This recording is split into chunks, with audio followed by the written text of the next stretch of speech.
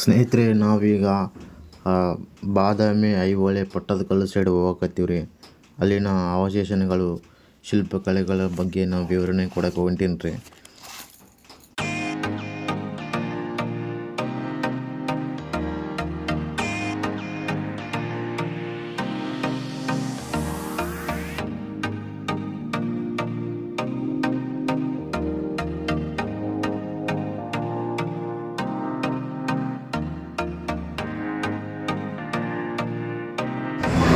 ಮೃಷ್ಟಾನ್ನ ಭೋಜನ ಐತೆ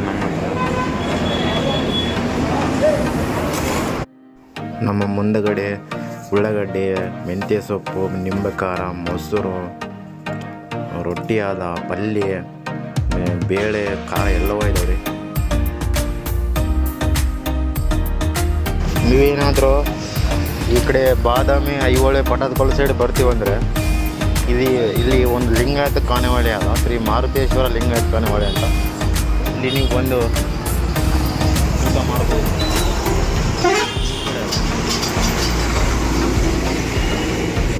ಸ್ನೇಹಿತರೆ, ನಾವಿವಾಗ ಮೈಲಾರ ಲಿಂಗೇಶ್ವರ ಗುಡಿ ಹತ್ರ ಇದ್ದೀವಿ. ಇದು ನಮ್ಮ ರಾತ್ರಿ ಹೊತ್ತಲ್ಲಿ ಮಲಗಿದಂಥ ಇದು ದೇವಸ್ಥಾನ. ಇದು ನಾನು ಇಲ್ಲೇ ಮಲಗಿದೆ, ಇಲ್ಲಿ ಯಾವುದೋ ಹೆಲ್ಮೆಟ್ ಅಲ್ಲೇ ಮಲಗಿದ್ದೆ ನಾನು ಸೈಡಿಗೆ.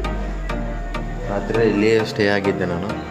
ಈಗ ಬೆಳಗ್ಗೆ ಆಗಿದೆ, ಐಹೊಳೆದಲ್ಲಿ ಇದ್ದೀನಿ. ಐಹೊಳೆ ಪಟ್ಟದಕಲ್ಲು ಬಾದಾಮಿ ಎಕ್ಸ್ಪ್ಲೋರ್ ಮಾಡೋಕ್ಕಿದ್ದೇನೆ, ನೋಡೋಣ.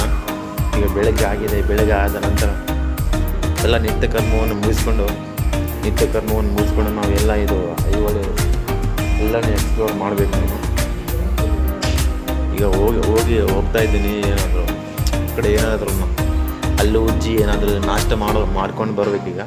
ನಾಷ್ಟ ಮಾಡ್ಕೊಂಡು ಇಲ್ಲಿ ಶಿವನ ದೇವಸ್ಥಾನ ಐತೆ, ಮಲ್ಲಿಕಾರ್ಜುನ ದೇವಸ್ಥಾನ ಐತೆ, ಎರಡೂ ಅದಾವ. ನಿಮಗೆ ಕಾಣ್ತಾ ಇದೆಯಲ್ಲ ಈ ಕಡೆ ಸೈಡು, ಇದೇ ಅಲ್ಲ ಐಹೊಳೆ ಪಟ್ಟದಕಲ್ಲು ಏನಾದವಲ್ಲ, ಅದರಲ್ಲಿ ಐಹೊಳೆ ಒಂದು ಸಣ್ಣದ ಊರ ಗ್ರಾಮ ಅದ. ಇಲ್ಲಿ ಪುರಾತನದ ಗುಡಿ ದೇವಸ್ಥಾನಗಳು ಇದ್ದಾವೆ, ಶಿಲ್ಪಕಲೆಗಳು ಎಲ್ಲ ಇಲ್ಲಿ ನಿಮಗೆ ಎಕ್ಸ್ಪ್ಲೋರ್ ಮಾಡ್ತೀನಿ, ತೋರಿಸ್ತೀನಿ. ಏನು ಸಾಲ ಕೊಟ್ಟಿದ್ದಾನಂತೇನು? ಅವ ಕೊಡ್ತೀನಿ ಅಂತ ಕೇಳಕ್ಕೆ ಹೋದಾಗ ಯಾಕೆ ರೊಕ್ಕ ಕೊಡೋದು ಯಾಕೆ ಅಂತ ಇವಾಗ ಕೇಳಿದ್ನಂತ.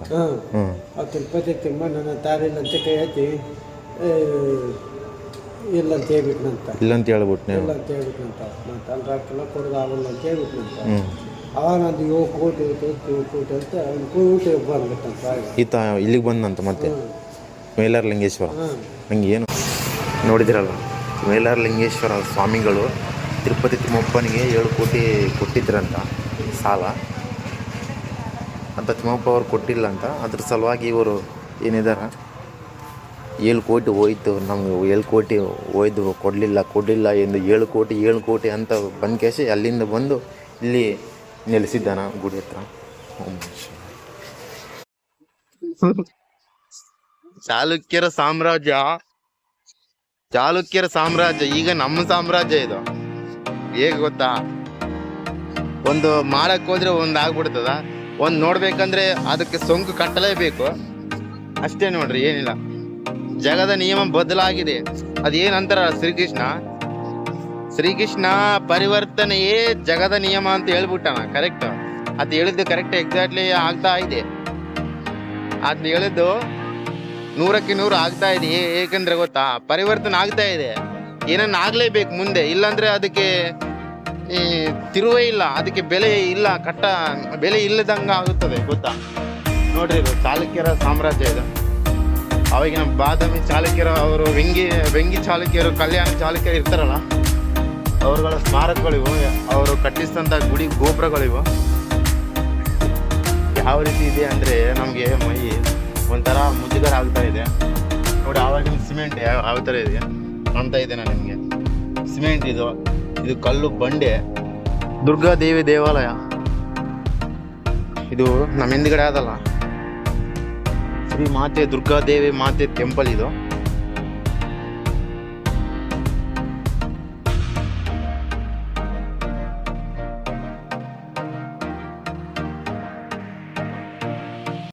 ದುರ್ಗಾ ಮಾತೆ ಅಂದರೆ ಬೆಂಕಿಯ ಸ್ವರೂಪ. ಅವರು ನೋಡಿ ಯಾವ ಥರ ಇದೆ. ಅವ್ರ ಗುಡಿಯನ್ನು ಯಾವ ರೀತಿ ಅವರು ಚಾಲುಕ್ಯ ದೊರೆಗಳು ಕೆತ್ತಲಾಗಿದೆ ನೋಡ್ರಿ. ಸೂಕ್ಷ್ಮವಾಗಿ, ಅತಿ ಸೂಕ್ಷ್ಮವಾಗಿ ಕಂಬಗಳನ್ನು, ದೊಡ್ಡ ದೊಡ್ಡ ದಟ್ಟವಾದ ಕಂಬಗಳನ್ನು ನಾವಿಲ್ಲಿ ನೋಡ್ಬೋದು.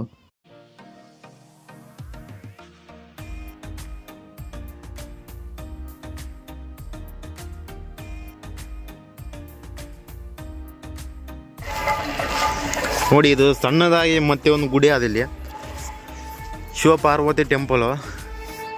ಮನೆ ಎಷ್ಟಾಗ ಗೊತ್ತಾ, ಒಂದು ಒಳಗೊಂದು ಮನೆ ಅದ, ಅಲ್ಲೊಂದು ಸಣ್ಣದಾಗಿ ಒಂದು ಉಳ್ಕೊಳ್ಳೋಕ್ಕಾದ ಮತ್ತೊಂದು ಜಾಗ, ಮತ್ತೆ ಅಲ್ಲಿ ಆದಮೇಲೆ ಮತ್ತೆ ಒಳಗೊಂದು ಜಾಗ ಅದ.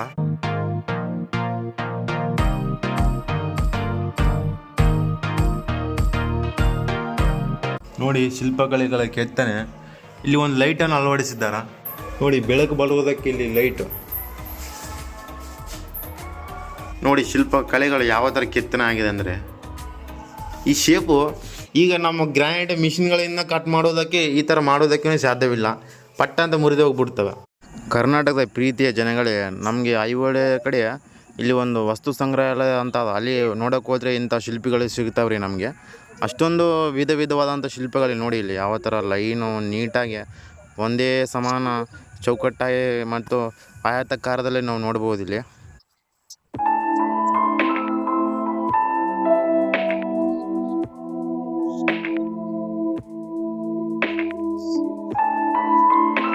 ಸೋಫಾಗಳಿವು, ಸೋಫಾ ಅಂದರೆ ನಮ್ಮ ಕೂತ್ಕೊಳ್ಳುವುದಕ್ಕೆ ಒಂದು ಹಾಸಿಗೆ ಥರ ಮಾಡಿದ್ದಾರೆ ಇಲ್ಲಿ. ನೋಡ್ತಾ ಇದ್ದೀರಲ್ಲ, ಇಲ್ಲಿ ನಾನು ಇಲ್ಲಿ ಕೂತಿದ್ದೇನೆ.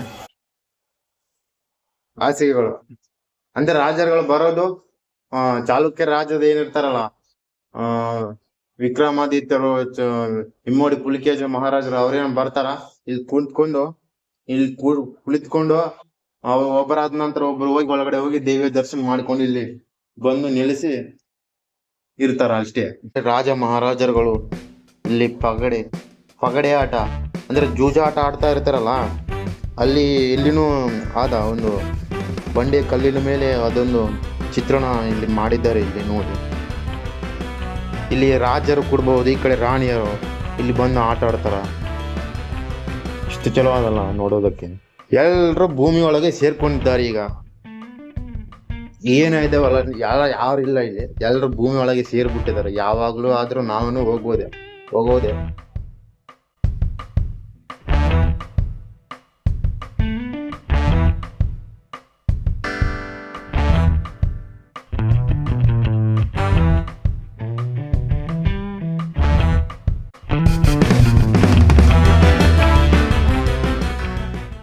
ಸ್ನೇಹಿತರೆ, ಇದೇನಾದಲ್ಲ, ಇದು ಚಕ್ರ ದೇವಸ್ಥಾನ ಅಂತ ಐತೆ ಒಳಗಡೆ. ಅಂದ್ರೆ ಚಕ್ರ ದೇವಸ್ಥಾನ ಅಂದ್ರೆ ವಿಕ್ರಮಾದಿತ್ಯನ ಪುಲಿಕೇಶಿ ಎರಡನೇ ಪುಲಿಕೇಶಿ ಮಗ ವಿಕ್ರಮಾದಿತ್ಯನ ಇಲ್ಲಿ ಒಂದು ಶಾಸನವಿದೆ ಅಂತ ಇಲ್ಲಿ ನೋಡ್ಬೇಕು. ಎಲ್ಲದೇನು ನನ್ಗೆ ಗೊತ್ತಿಲ್ಲ, ನೋಡ್ತಾ ಇದ್ದೀವಿ.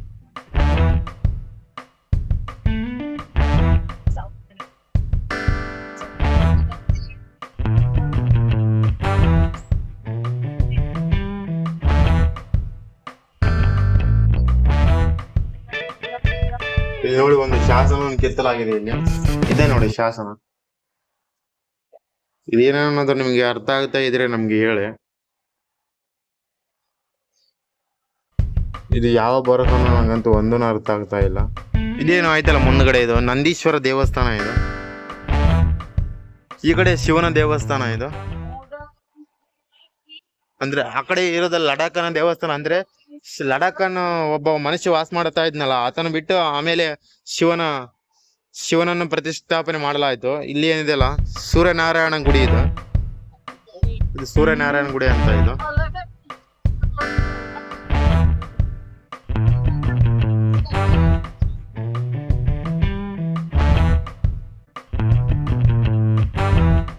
ಈಗ ನೋಡ್ತಾ ಇದೀವಲ್ಲ, ಆಗಿನ ಶತಮಾನಕ್ಕೆ ಈಗಿನ ಕಾಲಕ್ಕೆ ಎಷ್ಟು ವ್ಯತ್ಯಾಸವಾಗಿದೆ ಅಂದ್ರೆ, ಇಲ್ಲಿ ತೆಂಗಿನಕಾಯಿಗಳು, ಕಿರಾಣಿ ಡಬ್ಬಿಗಳು, ಜ್ಯೂಸ್ ಅಂಗಡಿಗಳು, ಪೈನಾಪಲ್ ಎಲ್ಲವೂ ಸಿಗ್ತಾವ. ಪರಿವರ್ತನೆ ಅಂದ್ರೆ ಇದೆ ನೋಡ್ರಿ. ಪರಿವರ್ತನೆಯೇ ಜಗದ ನಿಯಮ. ಅರ್ಥ ಆಯ್ತಾ?